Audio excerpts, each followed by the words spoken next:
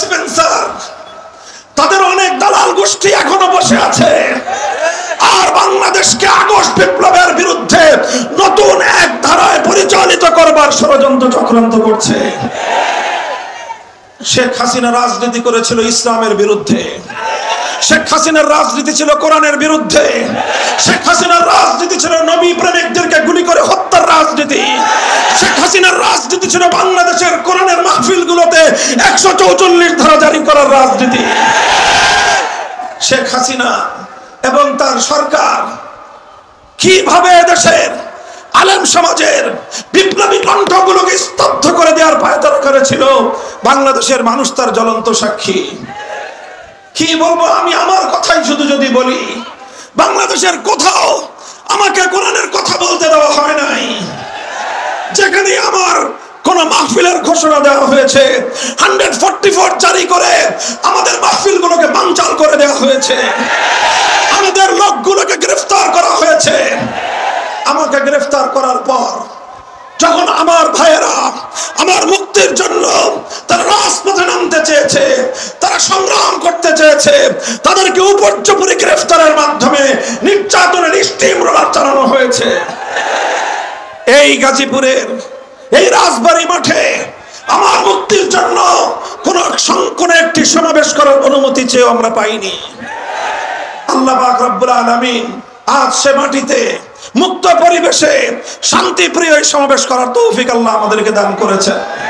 শুকরিয়া আদায় করি যে রব্বুল আলামিন বাংলাদেশের মানুষের বুকের উপর থেকে জগদ্দল পাথরের মতো চেপে বসা ইতিহাসের জঘন্যতম স্বৈরাচারী শাসক শেখ হাসিনাকে উৎখাত করে দিয়ে এদেশের মানুষকে মুক্ত বাতাসে মুক্ত আকাশে নিঃশ্বাস গ্রহণ করার সুযোগ করে দিয়েছেন। আল্লাহুম্মা লাকাল হামদু ওয়া লাকাশ শুকর। এরপর আজকের এই সুবর্ণ সময়ে বিজয়ের এই মুহূর্তে স্মরণ করছি আমি ওই সকল বীর শহীদানদেরকে যাদের রক্তের বিনিময়ে বাংলাদেশ আজ নতুনভাবে স্বাধীনতা অর্জন করেছে। 2009 সালের পিলখানা ট্র্যাজেডির 57 জন দেশপ্রেমিক সেনা কর্মকর্তা, 2013 সালে শাপলা চত্বরে নবী প্রেমিক আশেকে রাসূল হেফাজতে ইসলাম বাংলাদেশের নেতা কর্মী শত শহীদের রক্তে ভেজা শাপলা চত্বরের শহীদানদের কথা স্মরণ করছি। বিশ্বনন্দিত মুফাসসিরে কোরআন আল্লামা দেলোয়ার হোসেন সাঈদী রহমতুল্লাহ আলাইহির বিরুদ্ধে বানোয়াট রায় প্রকাশের মধ্য দিয়ে মৃত্যুদণ্ড ঘোষণা করবার পর কোরআন প্রেমিক তাওহীদি জনতা তীব্র প্রতিবাদে ফেটে পড়ার পর পাখির মতো গুলি করে হত্যাকাণ্ডের শিকার শতাধিক কোরআন প্রেমিক তাওহীদি জনতাকে স্মরণ করছি।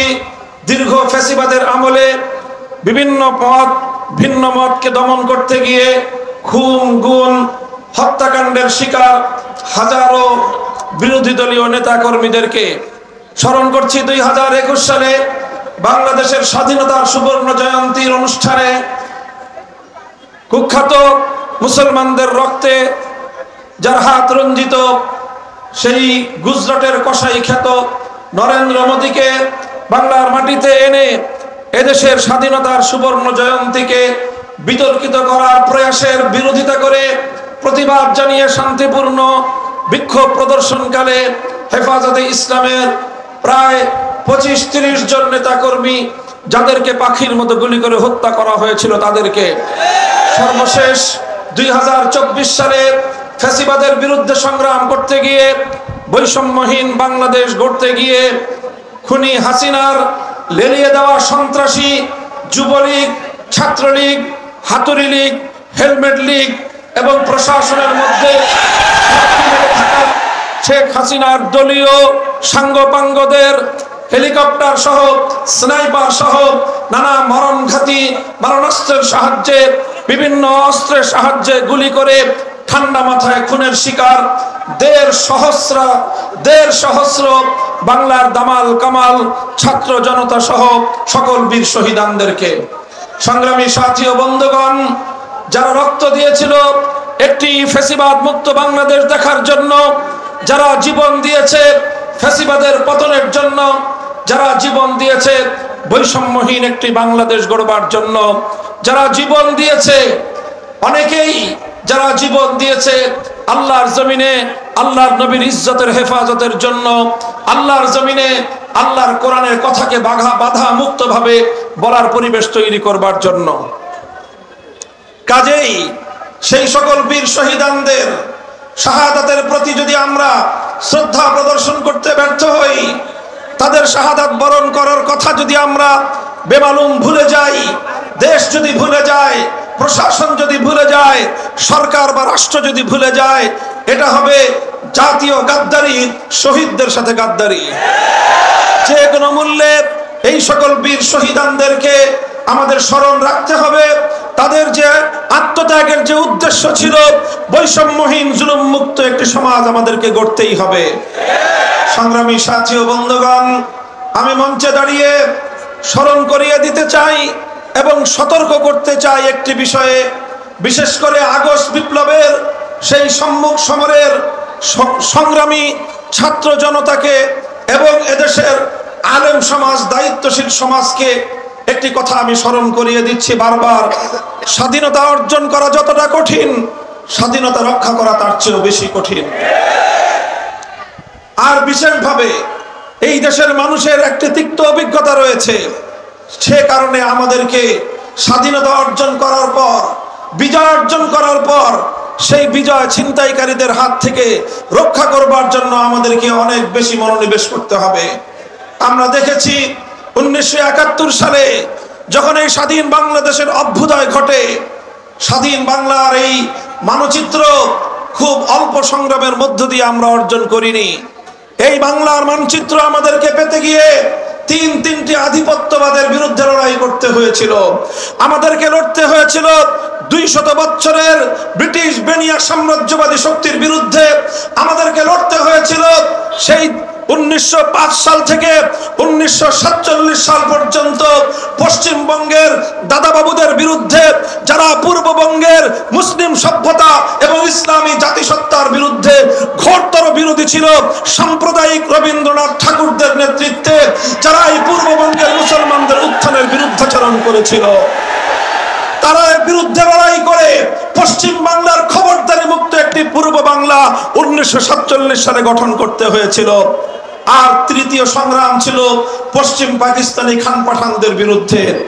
আমরা যাদেরকে বলেছিলাম তোমরা আমাদের ভাই, আমরা তোমাদের ভাই হতে চাই, তারা আমাদেরকে বলেছিল তোমরা বাঙালি, তোমরা হবে আমাদের দাস, আমরা হব তোমাদের প্রভু। আমরা পরিষ্কার বলে দিয়েছিলাম আমরা মুসলমান, আমাদের একমাত্র প্রভু আরশের মালিক। এই জমিনে আমাদের বন্ধু থাকতে পারে, কোনো প্রভু থাকতে পারে না। আমাদের উপর যদি কেউ প্রভুত্ব ফলাতে আসে, সে যত বড় শক্তি হোক না কেন, সেই প্রভুত্ব ফলাবার যে হাত আমাদের দিকে এগিয়ে আসে, সে হাত আমরা ভেঙে গুড়িয়ে দিতে চাই। সংগ্রামী সাথী ও বন্ধুগণ, এইভাবে তিনটি আধিপত্যবাদের বিরুদ্ধে লড়াই করে 200 বছরের সংগ্রামের মধ্য দিয়ে এই স্বাধীন বাংলাদেশের অভ্যুদয় হয়েছিল। যেই সংগ্রাম সূচনা হয়েছিল ইনশাআল্লাহ বলে, অর্থাৎ আল্লাহ পাকের উপর অবিচল আস্থা এবং বিশ্বাসের মধ্য দিয়ে স্বাধীনতার ডাক এসেছিল।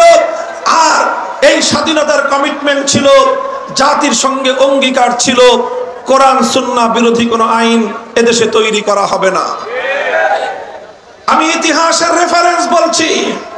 1970 সালের জাতীয় নির্বাচনের আমি সেই ইশতেহারের কথা বলছি, যে ইশতেহারে কোরআন সুন্নাহ বিরোধী কোনো আইন তৈরি না করবার অঙ্গীকার করা হয়েছিল এই জাতির সঙ্গে। এরপরে আমরা কি দেখলাম? এরপরে দেখলাম আমরা মিথ্যাচারের ইতিহাস। এরপরে আমরা দেখলাম আমাদের বিজয়কে ছিনতাই করবার ইতিহাস। এরপরে আমরা দেখলাম হাজারো শহীদের রক্তের সঙ্গে বেঈমানি করবার ইতিহাস।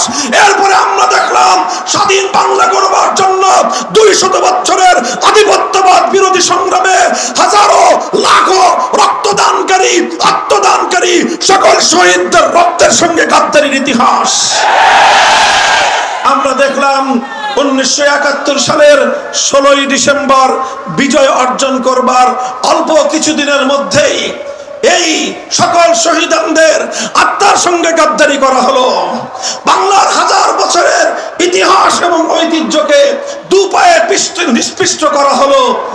আর বাংলাদেশের মানুষের অভিপ্রায়কে তুড়ি মেরে উড়িয়ে দিয়ে বৃদ্ধাঙ্গুলি প্রদর্শন করে ভিন্ন আরেকটি রাষ্ট্রের সংবিধানের মূলনীতিগুলোকে একটি প্রেসক্রিপশনের মাধ্যমে এই 7 কোটি বাংলাদেশের মুসলিম জাতিসত্তার নবগঠিত রাষ্ট্রের সংবিধানের মূলনীতি হিসেবে আখ্যায়িত করে একটি নতুন সংবিধান এবং 72-এর চেতনার মাধ্যমে 71-এর চেতনাকে হাইজ্যাক করা হলো। সংগ্রামী সাথী ও বন্ধুগণ, এটি একটি নির্মম ইতিহাস, এটি একটি ছিনতাইয়ের ইতিহাস, এটি একটি জাতির বিজয়কে ছিনিয়ে নেওয়ার ইতিহাস, এটি একটি হাইজ্যাকের ইতিহাস। 1971-এর চেতনাকে 72-এর চেতনার মাধ্যমে গিলে খাওয়ার ইতিহাস। আমরা স্পষ্ট ভাষায় বলতে চাই, বাংলাদেশ 71 সালে স্বাধীনতা লাভ করেছিল, 72 সালে নয়। যারা দীর্ঘ অর্ধ শতাব্দীকাল পর্যন্ত 72-এর চেতনার মাধ্যমে আমাদের 71-এর চেতনাকে দমিয়ে রেখেছে, তাদের বিরুদ্ধে 2024 সালে নতুন স্বাধীনতার যুদ্ধ হয়েছে। কাজেই এই যে 1971 সালের এই নির্মম ঘটনা, এই দুঃখজনক ঘটনা থেকে আজকে 2024 সালের 5ই আগস্টের নতুন আখ্যায়িত স্বাধীনতাকে রক্ষা করবার জন্য বিজয়ী ছাত্র জনতাকে, আলেম সমাজকে, দেশপ্রেমিক জনতাকে ঐক্যবদ্ধ থাকতে হবে। যে কোনো মূল্যে ষড়যন্ত্রকারীদের চক্রান্ত রুখে দিতে হবে। পতিত স্বৈরাচারী সরকার এবং তার দোসররা কিন্তু বসে নাই। ভীরু কাপুরুষের মতো পালিয়ে যাওয়া, ভীরু কাপুরুষের মতো পালিয়ে গিয়ে বাংলাদেশের মান সম্মানকে বিশ্ব দরবারে ধুলোয় মিশিয়ে দেওয়া শেখ হাসিনা এবং তার দোসররা কিন্তু বসে নাই। প্রশাসনের বিভিন্ন জায়গায়, বিভিন্ন গুরুত্বপূর্ণ চেয়ারে এখনো ঘাপটি মেরে বসে আছে তাদের পতিত স্বৈরাচারের অনেক দোসর, তাদের লেসপেন্সার, তাদের অনেক দালাল গোষ্ঠী এখনো বসে আছে। আর বাংলাদেশকে আগস্ট বিপ্লবের বিরুদ্ধে নতুন এক ধারায় পরিচালিত করবার ষড়যন্ত্র চক্রান্ত করছে। শেখ হাসিনা রাজনীতি করেছিল ইসলামের বিরুদ্ধে, শেখ হাসিনার রাজনীতি ছিল কোরআনের বিরুদ্ধে, শেখ হাসিনার রাজনীতি ছিল নবী প্রেমিকদেরকে গুলি করে হত্যার রাজনীতি, শেখ হাসিনার রাজনীতি ছিল বাংলাদেশের কোরআনের মাহফিলগুলোতে 144 ধারা জারি করার রাজনীতি। শেখ হাসিনা এবং তার সরকার কিভাবে দেশের আলেম সমাজের বিপ্লবী কণ্ঠগুলোকে স্তব্ধ করে দেওয়ার পায়তারা করেছিল, বাংলাদেশের মানুষ তার জ্বলন্ত সাক্ষী। কি বলবো আমি, আমার কথাই শুধু যদি বলি, বাংলাদেশের কোথাও আমাকে কোরআনের কথা বলতে দেওয়া হয় নাই। যেখানে আমার কোন মাহফিলের ঘোষণা দেওয়া হয়েছে, 144 জারি করে আমাদের মাহফিলগুলোকে বানচাল করে দেওয়া হয়েছে, আমাদের লোকগুলোকে গ্রেফতার করা হয়েছে। আমাকে গ্রেফতার করার পর যখন আমার ভাইয়েরা আমার মুক্তির জন্য তারা রাজপথে নামতে চেয়েছে, তারা সংগ্রাম করতে চেয়েছে, তাদেরকে উপর্যুপরি গ্রেফতারের মাধ্যমে নির্যাতনের স্টিম রোলার চালানো হয়েছে। এই গাজীপুরের এই রাজবাড়ী মাঠে আমার মুক্তির জন্য কোন একটি সমাবেশ করার অনুমতি চেয়েও আমরা পাইনি। আল্লাহ পাক রব্বুল আলামিন আজ সে মাটিতে মুক্ত পরিবেশে শান্তিপ্রিয় সমাবেশ করার তৌফিক আল্লাহ আমাদেরকে দান করেছেন। আমরা প্রতিশোধের রাজনীতি করতে চাই না। আমাদের প্রতিশোধ হবে আদর্শের মাধ্যমে, আমাদের প্রতিশোধ হবে আল্লাহর কোরআনের জয়গান গাওয়ার মধ্য দিয়ে। আমরা স্বাধীন বাংলাদেশে আমরা স্বাধীনভাবে আল্লাহর কোরআনের কথা বলবো। যারা কোরআনের কথা শুনতে পছন্দ করেন না, আপনাদেরকে বলে দেই, আপনাদের আপার মতো আপনাদের জন্য সীমান্তের দুয়ার খোলা আছে, চলে যেতে পারেন অন্য কোথাও। এই শাহজালালের বাংলাদেশ, শামাদ্দমের বাংলাদেশ, খানজাহান আলীর বাংলাদেশ, হাফিজ হুজুরের বাংলাদেশ, শাইখুল হাদিসের বাংলাদেশ, মুফতি আমিনীর বাংলাদেশ, আল্লামা আহমদ শফির বাংলাদেশ, জুনায়েদ বাবুনগরীর বাংলাদেশ, মুহিবুল্লাহ বাবুনগরীর বাংলাদেশে কোরআনের কথা বলবো। সহ্য না হলে বাংলাদেশ ছেড়ে চলে যাও।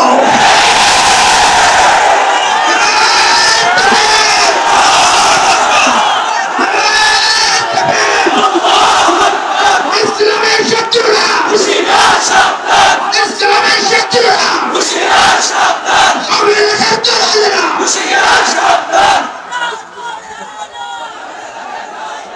ইতিহাসের এক নির্লজ্জ লজ্জাজনক এক অধ্যায় রচনা করে বিদায়ী প্রধানমন্ত্রী পতিত স্বৈরাচারী ফ্যাসিবাদের কলঙ্কিনী শেখ হাসিনা পালিয়ে গেছেন।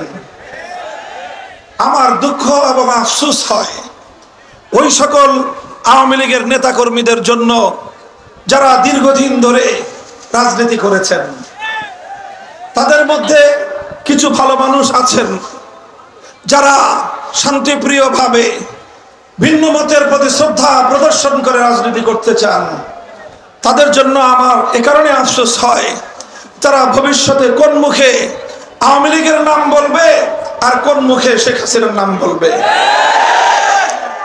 কারণ আফসোসটা এজন্য হয় যে তাদের নেত্রী আজ তাদের সামনে যে দৃষ্টান্ত উপস্থাপন করলেন, বাংলাদেশে আমরা দেখেছি জনপ্রতিরোধের মুখে, বিরোধী পক্ষের আন্দোলন সংগ্রাম এবং অভ্যুত্থানের মুখে অনেক সরকারের পতন ঘটেছে। 1990 সালের গণ অভ্যুত্থানের মধ্য দিয়ে জেনারেল হোসেন মোহাম্মদ এরশাদের সরকারের পতন ঘটেছিল। এরশাদ কি করেছিলেন? তিনি পদত্যাগ করে তিনি আত্মসমর্পণ করেছিলেন, কারারুদ্ধ হয়েছিলেন, বছরের পর বছর জেল খেটেছেন, কিন্তু দেশের জনগণকে ছেড়ে দলের নেতা কর্মীদেরকে অরক্ষিত অবস্থায় রেখে দেশ ছেড়ে পালিয়ে যাননি। বেগম খালেদা জিয়া তিনিও বিরোধী পক্ষের অমত এবং আন্দোলনের মুখে গদি ছাড়তে বাধ্য হয়েছেন। তিনি পদত্যাগ করেছেন এবং তিনি সরকারের মাধ্যমে নানাভাবে নিগৃহণের শিকার হয়ে অশীতিপর বয়সে জীবন এবং মৃত্যুর সন্ধিক্ষণে দাঁড়িয়ে বছরের পর বছর জেল খেটেছেন, কারারুদ্ধ থেকেছেন, কিন্তু দেশের জনগণকে ছেড়ে, দেশের মাটি ছেড়ে, তার দলের নেতা কর্মীদেরকে তোপের মুখে ফেলে দেশ ছেড়ে পালিয়ে যান নাই। আওয়ামী লীগের বিবেকবান লোকদেরকে আমি জিজ্ঞাসা করব, আপনাদের নেত্রী কাজটা করলো কি?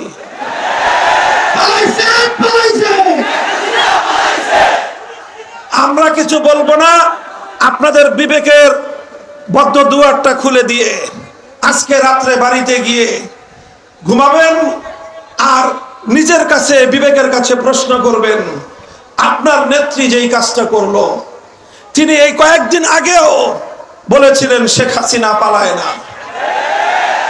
আপনারা ওনার সুরে সুর মিলায়ে বলেছিলেন শেখ হাসিনা পালায় না। আমি এখন আপনাদের কাছে প্রশ্ন করতে চাই, শেখ হাসিনা পালিয়েছে না পালায় নাই? শেখ হাসিনা পালিয়েছে, সারা পৃথিবী দেখেছে তিনি পালিয়েছেন। আমরা 2013 সালে বলেছিলাম আপনারা মাসের পর মাস শাহবাগ চত্বরটাকে ইমরান এইড সরকারদের দখলে ছেড়ে রাখলেন। আমরা আল্লাহ নবীর ইজ্জতের হেফাজতের জন্য শাপলা চত্বরে গিয়ে 24 ঘন্টা আমাদেরকে থাকতে দেন নাই। আমরা তখনই বলেছিলাম কোন পথে পালাবেন সে পথ দেখার চেষ্টা করুন। পালাবার পথ খুঁজে বের করার চেষ্টা করতে বলেছিলাম, এই জন্য আমার উপরে খুব ক্ষিপ্ত হলেন উনি। আমি বলেছিলাম আপনার বাবা মারা গেছেন, উনি একজন আমাদের ধারণা মতে মুসলমান, কাজে একজন মরহুম মুসলিমের এভাবে মূর্তি বানায় তাকে পরজগতে আযাবের সম্মুখীন করবেন না, এটা আপনার বাবার বিরুদ্ধে, বাবার পক্ষে তার জন্য কল্যাণকামিতা হবে না, এটা হবে সন্তান হিসেবে বাবার সর্বনাশ ঘটানোর নামান্তর। এভাবে মূর্তি বানিয়ে তাকে জাতির সামনে কলঙ্কিত করবেন না। আমাদের কথা পছন্দ হলো না, আমরা কেন মূর্তির বিরুদ্ধে কথা বললাম, এজন্য তিনি আমাদের কণ্ঠরুদ্ধ করে দেওয়ার চেষ্টা করলেন। ভাস্কর্যের বিরুদ্ধে কথা বলবার অপরাধে জাতীয় সংসদে দাঁড়িয়ে আমাদের ট্যাক্সের পয়সা দিয়ে নির্মিত সংসদে তিনি আমাদের বিরুদ্ধে কথা বললেন। তিনি জাতির কাছ থেকে আমাকে বিচ্ছিন্ন করার পায়তারা চালালেন। আমাদের কোনো পরামর্শই তো শুনলেন না। এরপরে 5ই আগস্ট এদেশের মানুষ কি দেখলো? আপনি বাংলাদেশের জাতীয় রাজস্বের শত শত কোটি টাকা খরচ করে ব্যয় করে আপনার বাবার যেই সকল মূর্তিগুলো নির্মাণ করেছিলেন, আজকের স্বাধীন বাংলাদেশে দাঁড়িয়ে আমি আপনাকেই প্রশ্ন করতে চাই, আপনার বাবার নির্মিত সেই মূর্তিগুলোর কি পরিণাম হয়েছে? এর জন্য আপনার বাবাকে এভাবে কলঙ্কিত করবার জন্য একমাত্র আপনি দায়ী। যারা বঙ্গবন্ধুকে সম্মান করেন, শ্রদ্ধা করেন, অন্তত আপনারা কোনদিন শেখ হাসিনার নাম মুখে উচ্চারণ করতে পারেন না। সংগ্রামী সাথী ও বন্ধুগণ, কথাগুলো শুধু আমি বিদায়ী এবং পতিত একজন স্বৈরাচারী সরকারের সমালোচনা হিসেবেই বলছি না। আমি বলছি আগামী দিনে যারা ক্ষমতার মসনদে এসেছেন, আসবেন, আসতে চান, আপনারা এখান থেকে শিক্ষা গ্রহণ করুন। ফাতাবিরু ইয়া উলিল আবসার। আমরা আমাদের কথা পরিষ্কার।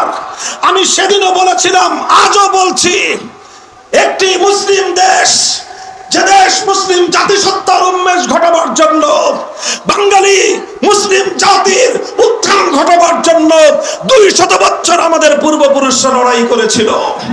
লড়াই করেছিল হাজী শরীয়তুল্লাহ, লড়াই করেছিল মীর নেসার আলী ওরফে তিতুমীর, লড়াই করেছিল ফকির মজনু শাহ, আর লড়াই করেছিল দীর্ঘ একটা সময় পর্যন্ত এদেশের আলেম সমাজ। এত সংগ্রাম, এত লড়াইয়ের মধ্য দিয়ে যে মুসলিম জাতিসত্তার উন্মেষ ঘটেছিল, সেখানে আপনারা হিন্দুত্ববাদ আর হিন্দুয়ানি মূর্তির কালচার বাস্তবায়ন করার পায়তারা চালিয়েছিলেন। এদেশের মানুষ সেটাকে ভালোভাবে নেয় নাই।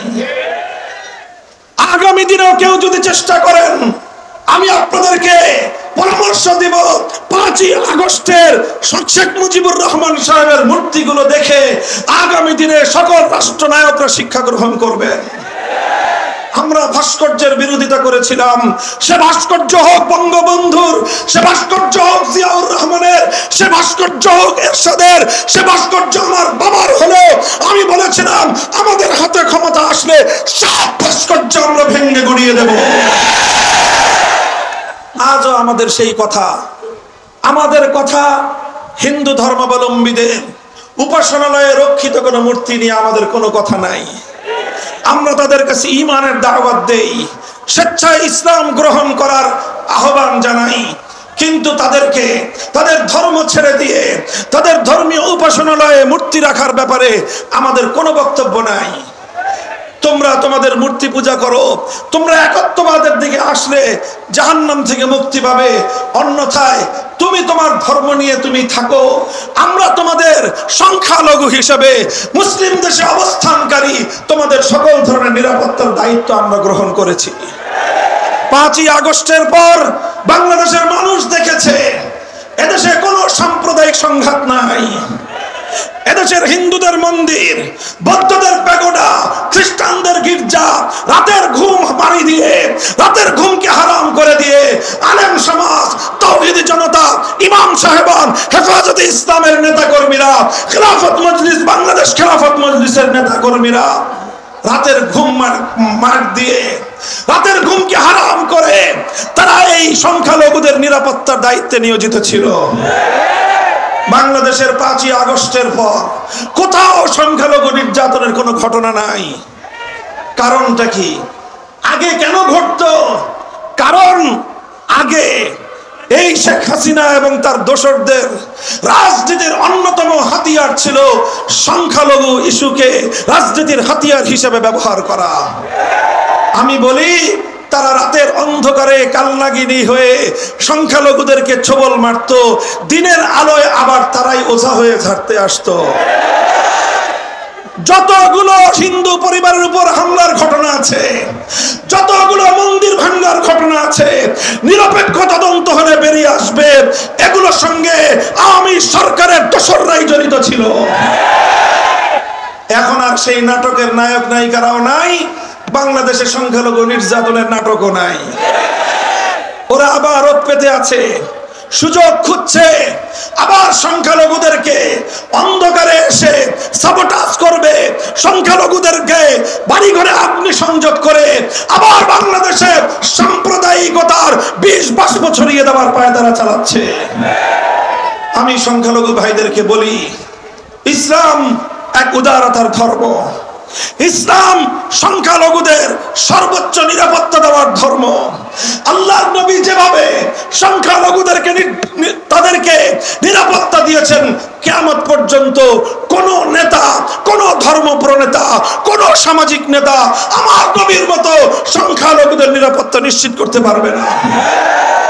সংগ্রামী সাথী ও বন্ধুগণ, সংখ্যালঘুদের অধিকারের পাশাপাশি মনে রাখতে হবে 200 বছরের আমাদের সংগ্রাম ছিল বাঙালি মুসলিম একটি জাতিসত্তা গড়ে তোলা।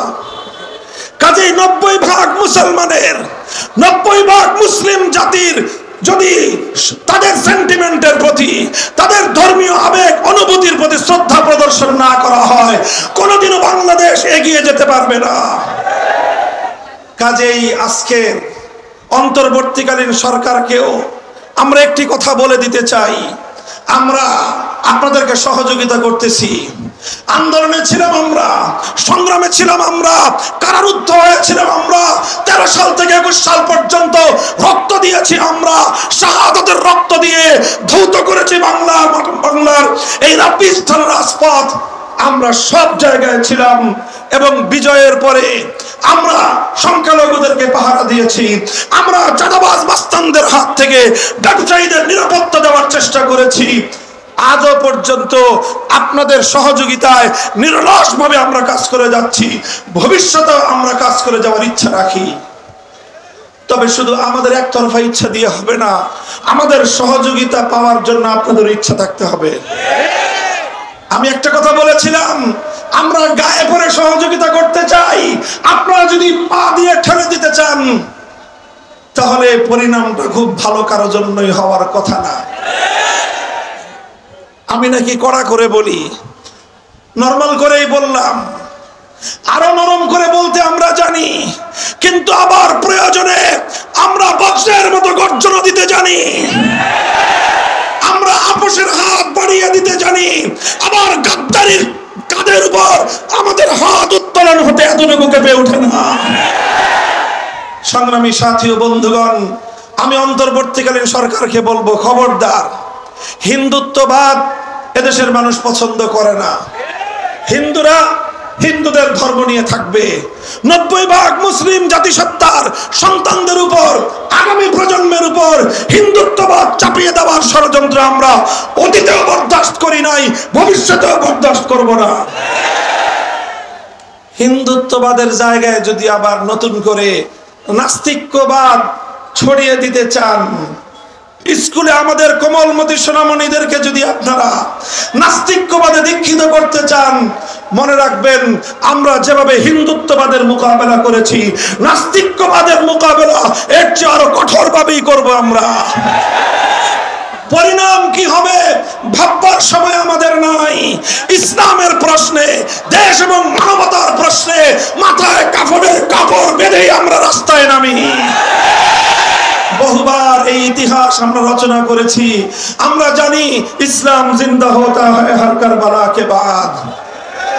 যখন আমার সন্তানের রক্ত ঝরবে, যখন আমার রক্ত ঝরবে, সেই ইমানদার শহীদের রক্তের উপরেই ইসলাম নামক বৃক্ষটি গড়ে উঠবে। আমরা বলতে চাই, নাস্তিক্যবাদ আমরা দেখতে চাই না। শিক্ষা কমিশন আপনারা ভেঙে দিয়েছেন, জাতীয় গণমাধ্যমে সংবাদ ছেপেছে, এতটুকুকে আমরা স্বাগত জানাই। কিন্তু মনে রাখবেন, এখানে আমার বক্তব্য, আমাদের কথা শেষ নয়। আমরা শিক্ষা কমিশনের শেষ পরিণাম পর্যন্ত গভীর পর্যবেক্ষণ করব।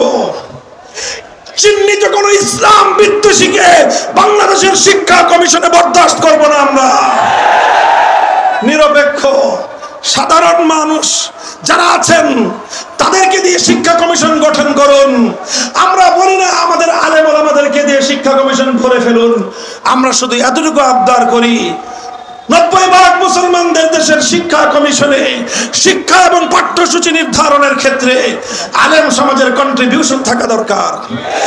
একজন অন্তত আলেম প্রতিনিধি রাখুন, ইসলামী শিক্ষাবিদ রাখুন, এরপরে অন্যান্য বিভাগ থেকে রাখুন, যাতে এমন কোন পাঠ্যসূচি আমার সোনামণিদের জন্য প্রণীত না হয় যেটা আমার সন্তানের ঈমানকে হরণ করতে পারে।